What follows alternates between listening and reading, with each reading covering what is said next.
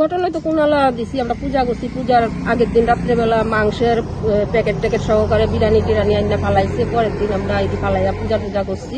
তারপরে তার খবর নেওয়া হয়েছে, ফালাইছে। আমরা থানাতে জানাইছি। থানার থেকে জানানোর পরে আমরা বাড়িতে আইছি। বাড়িতে এত যার যার কাজে থেকে আমরা ব্যস্ত। এর মধ্যে আমরা সন্ধ্যার সময় মন্দিরে আই, এখানে পুজো হয়, পাঠ হয়, আমরা গান কীর্তন করি। আসা যাওয়ার সময় আমরা হুমকি দেয়, এই করবো সেই করবো, মারবো পিটবো, এমনভাবে ভয়। বিক্রম, তার লোকে কে আছে আমরা কইতে পারি না, এভাবেই চলছে। দাস। কি কারণে মানে আপনার মানে পূজাতে বাধা দেওয়ার কারণ? এখন বাধাতে এই বছর আমরা পূজা করতেছি, মহিলারা মিল্লা সবাই মিললে আমরা একটা নাক মন্দির করবো।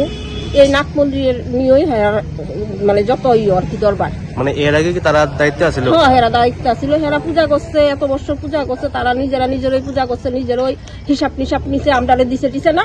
কারণ আমরা এই বছর পূজা করি, আমরা কাছে টাকাও পুষছে। আমরা এর লেগে আমরা সবাই মিললে, পাড়া প্রতিবেশী সবাই মিললে এখানে আমরা মন্দির করণের, নাক মন্দির করার লেগে আমরা উদ্যোগী নিচ্ছি। ওখানে এটার মধ্যে এখানে কুনালা দিছি, এটার মধ্যেই বাধা আরম্ভ হয়েছে। বাধা এরপরে হ্যাঁ ওখানে এমন আরম্ভ করছে যেমন লাগে হেরার মতন মাফিয়া এখানে আর কেউই না আর কি, তারই মাফিয়া। অথচ এখানে কিন্তু হ্যাঁ কিন্তু লোকাল না, হ্যাঁ এখানে ভাড়াটিয়া। মানে আপনার কি মনে হইতেছে ভাড়াটিয়া থেকে মানে এলাকার? হ্যাঁ, এলাকার মাফিয়া। পুলিশ কি করছে? পুলিশ আয়া গেছে একদিন, আর কোনো তত্ত্ববিধান নাই। পুলিশেরও তো আমরা জানাইছি।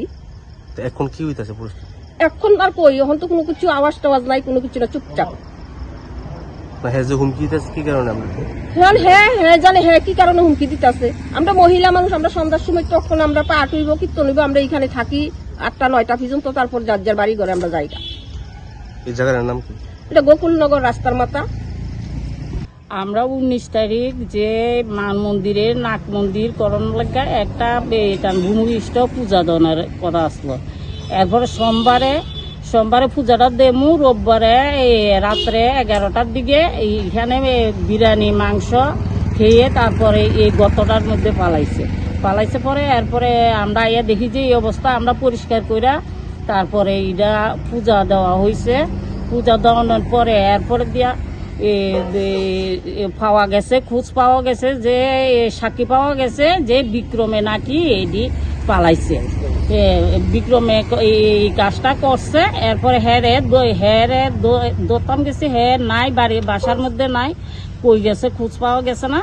এরপর আমরা থানার মধ্যে গিয়ে এন্ট্রি করছি। এরপর পুলিশের কাছে আমরা কেস করছি হের নামে। পুলিশ কিন্তু কোনো তারা এইটা করতেছে না। এরপরে তারা আমরা হুমকি দিতেছে যে মাইরা লাইব, কেটে লাইব। তারপরে হের ভাবে আমরা মোবাইলে মেসেজ ইটান ভয়েস রেকর্ড পাঠাইতে আছে যে ইটান আইলে দেখা দিব, সব কিছু গুছাই আইতে আছে। এই অবস্থা আমরা করতে আছে। বাবা কি করে? হ্যাঁ, বাবা CRPF এর চাকরি করে, আসাম রাইফেলের চাকরি করে। আপনার নাক মন্দির করার লেগা মানে বাধা দিতেছে কি লেগা? কি কারণ এটা তো আমরা বুঝতে পারছি না। আমরা তো এটা পাড়া। এই জায়গার নাম কি? এই নাম হচ্ছে রাস্তার মাথা, THR পাড়া। যে ছেলেটার নাম কইছেন আপনারা, এই ছেলেটা কি এর আগে কোনো? এর আগে ঘটনা করছে একটা, কি কেসে জানি হ্যাঁ জড়িত আছে। হ্যাঁ কিন্তু পুলিশে ধরছে না। এখন আপনার যে হুমকি দিতে আছে পুলিশের জানাইছেন নি? আবার আমরা তো কেস করছি ধরানোর লাগে হ্যাঁ কইছি। কোন থানাতে গেছিলেন? বিশালগড় থানা।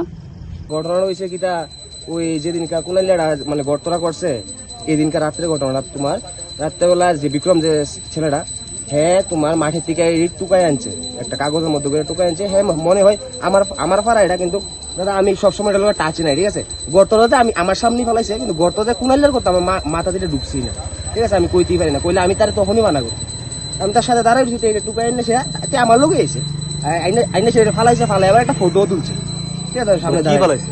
হ্যাঁ, কি ফালাইছে? ওই যে প্যাকেটটা যদি টুকাই আনছে, কুড়াই আনছে, যদি প্যাকেটের মধ্যে কি আছিল? প্যাকেটের মধ্যে দাদা বিরিয়ানির প্যাকেট, তারপর ওই যে সাবা সুবা যে মানে যদি আসলো এক্সট্রা ইটা সব, তারপর একটি সিনকাগজ যা পারছে একটা প্যাকেটের মধ্যে যে দূর হাঁটছে ওইখান থেকে লইছে আমরা সামনে লইছে আইনা আমরা লোক কথাও কইছে যে হ্যাঁ ইরিজেন বারে হ্যাঁ জিজ্ঞাসা ওই জায়গার মধ্যে যে ইডি কি লিগান কিতা করবি, হ্যাঁ কিছু কইছে না, ঠিক ঠিক আছে হ্যাঁ কিছু কইছে না আর তারপর আইসে হ্যাঁ আবার এদিকে ফালাইছে আমার মা দুদিন সে ঢুকছই না যে এটা কুনাইলার ঘর তো হ্যাঁ কোনো একটা বিবাদে নিজে পার্সোনাল কোনো বিবাদে মেবি এই কাজটা করছে কিন্তু দাদা এই কাজটা ঠিক হয়েছে না কারণ আমরা পাড়ার মন্দির দাদা আমরা পাড়ার মন্দির আমরাই না দেখি পাড়ার মন্দির মানে আমরা বাড়ির মন্দির দাদা এটার মধ্যে কোনো কম্প্রোমাইজ হতো না দাদা দেখো এই কাজটা যদি মানে আমার বাড়ির মন্দিরের ভিতরে কেউ করতো তাহলে দাদা এটা কি নাম ছেলেটার নাম কি? বিক্রম আচ্ছা তারপর থানাতে জানানো হয়েছে থানাতে জানাইছে আমার যে গুরুজন যে যারা আছে মানে সিনিয়র তারা সবাই মানে আমার কাকিমণি কাকা তারা গিয়ে থানাতে জানানো হয়েছে থানা থেকেও আইছিল বাট হ্যাঁ তো বাড়িতে নাই অনেক কিছু করে নাই হ্যাঁ আমরা